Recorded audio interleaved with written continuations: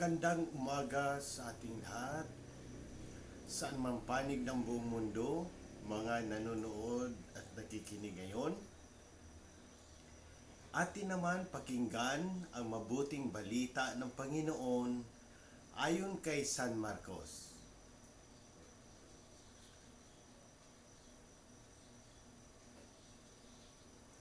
Noong panahong iyon, muling tumawid si Jesus sa ibayo ng lawa ng Galilea.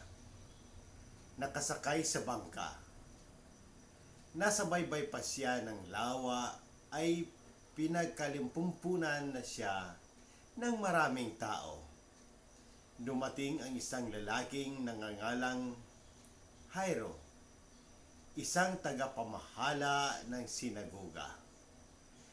Pagkakita kay Jesus, siya'y nagpatira pa sa kanyang paanan at ang samo, agaw buhay po ang anak kong dalagita.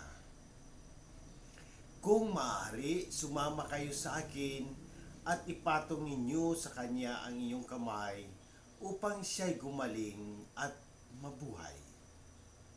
Sumama naman si Jesus at sinundan siya ng napakaraming taong nagsiksikan. Ano pat halos maipit na siya. May isang babae roon na 12 taon nang dinudugo at lubhang nahihirapan. Marami nang manggagamot ang tumingin sa kanya at naubos na sa kapapagamot ang kanyang ari-arian. Ngunit hindi siya napabuti kahit kunti, bagkus ay lalong lumubha. Narinig niya ang sinabi ng mga tao tungkol kay Jesus, kaya't nakipagsiksikan siya hanggang sa makalapit sa likuran ni Jesus. At hinipo niya ang damit nito. Sapagkat sinabi niya sa sarili, mahipo ko lang ang kanyang damit, ay gagaling na ako. Biglang tumigil ang kanyang pagdudugo at naramdaman niyang magaling na siya. Naramdaman naman ni Jesus na may kapangyarihang lumabas sa kanya. Kaya't bumaling siya sa mga tao at nagtanong, "Sino ang humipo sa akin?" Sumagot ang kanyang mga alagad, "Nakikita po ninyo, nagsiksikan ang napakaraming tao. Bakit itinanong ninyo kung sino ang humipo sa inyo?" Subalit patuloy na lumingalinga, si Jesus hinanap ang humihipo sa kanya. Palibhasa'y alam ng babae ang nangyari, siya'y nanginginig sa takot na lumapit kay Jesus. Nagpatira pa at ipinagtapat ang buong katotohanan. Sinabi sa kanya ni Jesus, "Anak, pinagaling ka ng iyong pananalig sa akin. Umuwi ka na't ipanatag mo ang iyong kalooban. Lubusan ka ng magaling sa iyong karamdaman." Samantalang nagsasalita pa si Jesus, may ilang dumating mula sa bahay ni Jairo. "Patay na po ang anak ninyo," sabi nila. "Bakit pa ninyo abalahin ang guro?" Hindi pinansin ni Jesus ang kanilang sinabi. Salip ay sinabi sa tagapamahala, "Huwag kang mabaghabag, manalig ka." At wala siyang isinama kundi si Pedro at ang magkapatid na Santiago at Juan. Nang dumating sila sa bahay ng tagapamahala, nakita ni Jesus na gulong-gulo ang mga tao. May mga nananangis pa at nananghoy. Pagpasok niya ay kanyang sinabi, "Bakit kayo nagkakagulo at nananangis? Hindi patay ang bata, natutulog lamang." Ngunit pinagtawanan siya ng mga tao.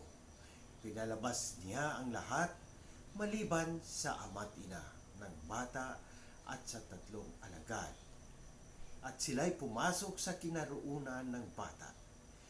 Hinawakan niya ito sa kamay at sinabi, "Talita kum," na ang ibig sabihin, ining sinabi ko sa inyo, magbangon ka. Pagdakay, pumangon ang bata at lumakad. Siya'y 12 taon na at namangha ang lahat. May bit na ipinagbibili ni Jesus na huwag ipalam ito kanino man. At iniutos niyang bigyan ng pagkain ang bata. Ang mabuting balita ng Panginoon. Praise the Lord Jesus Christ.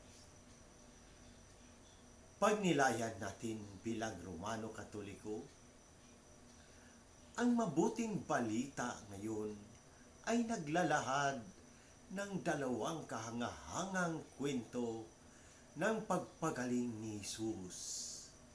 Ang pagkabuhay muli ng anak ni Jairo at ang pagpagaling sa babaeng 12 taon ng dinudugo.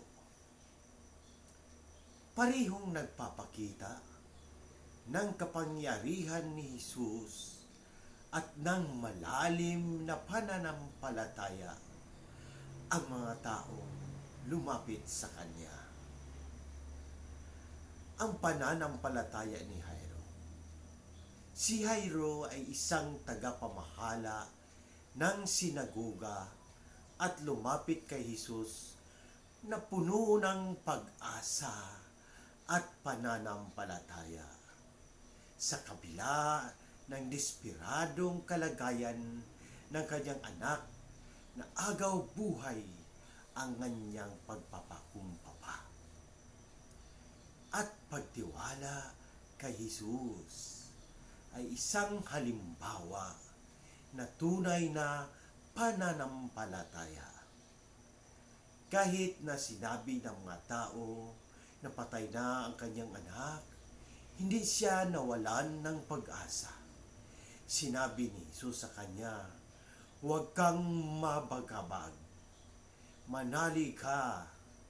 Ito ay paalaala sa atin na sa mga panahon ng pagsubok at kawalan ng pag-asa, ang Diyos, ang pananampalataya sa Diyos ay nagbibigay ng pag-asa at kakalingan.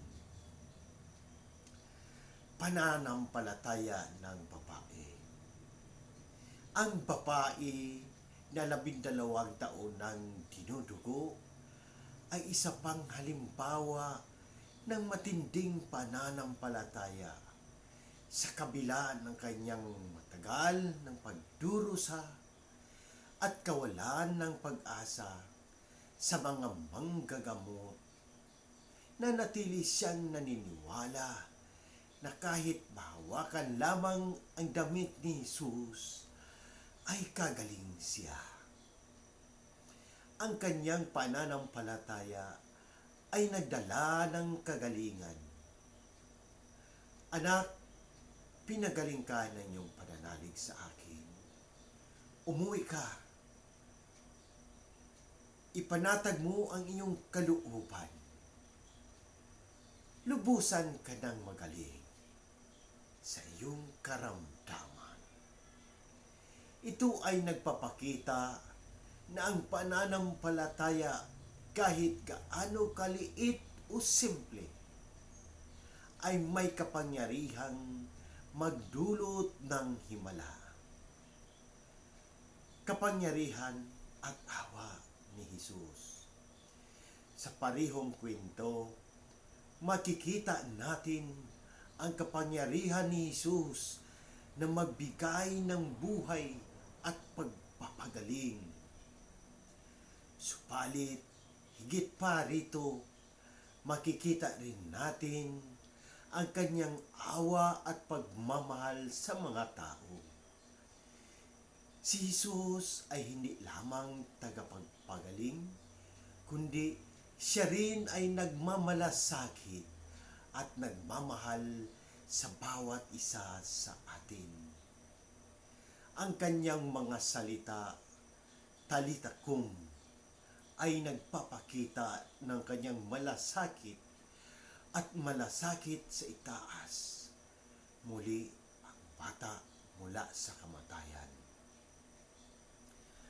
Sa ating pagmuni-muni bilang Romano Katoliko, ang ating pananampalataya ay dapat nakasingtibay ng kay Jairo at ng babaeng dinudugo. Sa kabila ng mga pagsubok at hirap sa buhay, tayo ay tinatawag na manatiling magtiwala sa kapangyarihan at awa ng Diyos. Ang mga himalang ito ay nagpapaalala sa atin na walang imposible sa Diyos at na siya ay laging handang magbigay ng kagalingan at bagong buhay sa atin.